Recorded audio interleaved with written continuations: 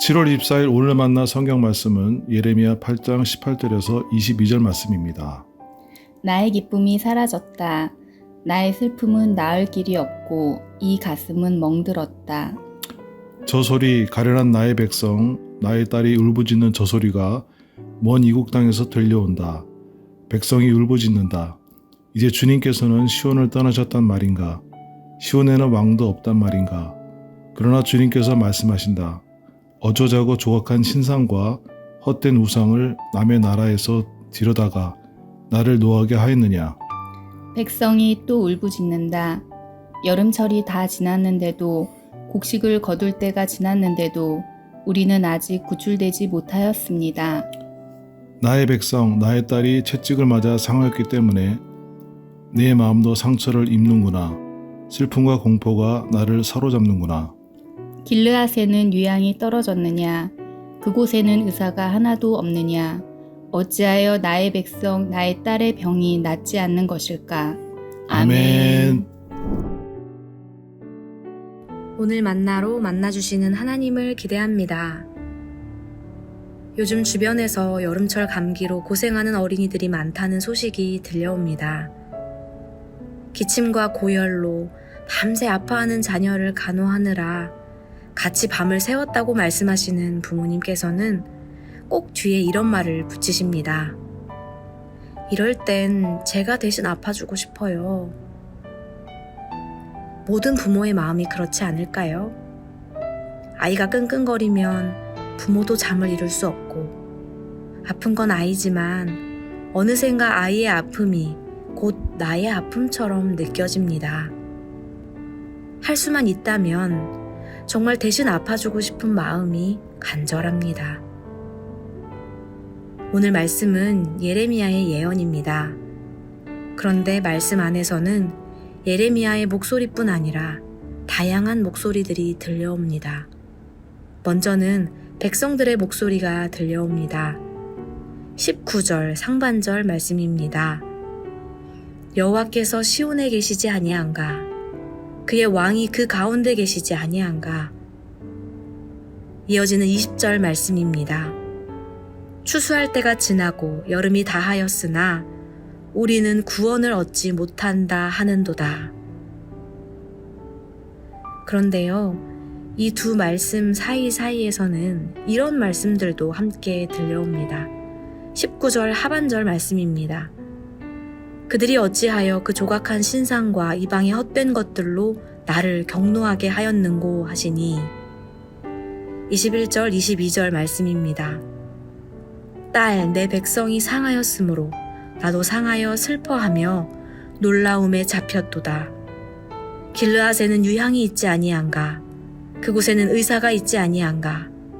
딸, 내 백성이 치료를 받지 못함은 어찌 됨인고?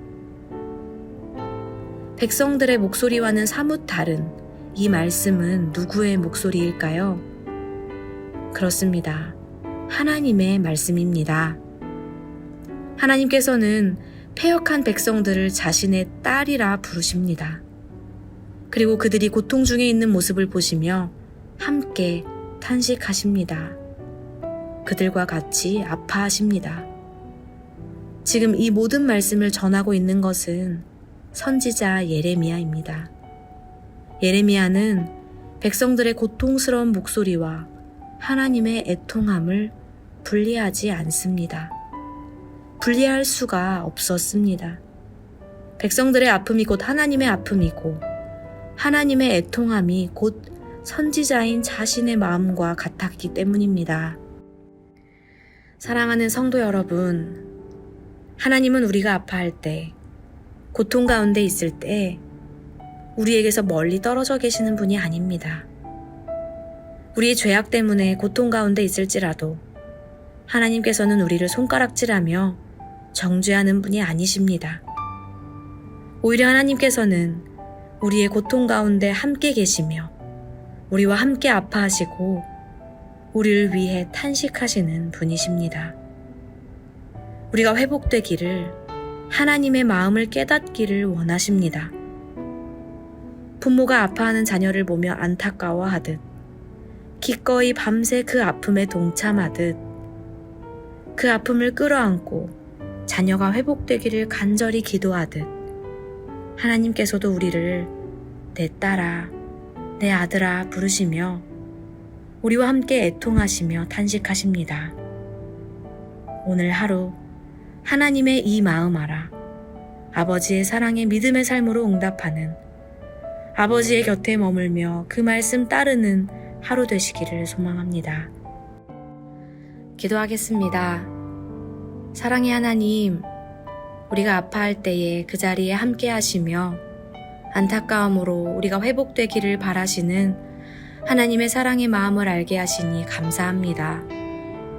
하나님께서 안타까워하시는 삶이 아니라 하나님을 기쁘시게 하는 삶 살아가길 소망합니다. 하나님의 사랑 안에서 하나님의 자녀답게 사는 오늘 하루 되게 하옵소서. 예수님의 이름으로 기도합니다. 아멘. 이제 두 가지의 기도 제목으로 함께 기도하겠습니다. 첫째로 말씀을 기억하며 기도하기 원합니다. 우리의 귓가에 나를 위해 탄식하시는 하나님의 음성이 들려오길 소망합니다. 아버지의 마음 알아 그 사랑에 믿음으로 응답하는 삶 살아가게 하옵소서. 둘째로 열방을 위해 기도하기 원합니다. 우리가 예레미야처럼 살아가게 하옵소서. 열방을 향해 내 딸아 부르시는 주님의 음성에 한마음 되어 함께 애통하고 함께 기도하게 하옵소서. 이렇게 기도하신 후에 각자의 기도 제목으로 계속해서 기도하겠습니다.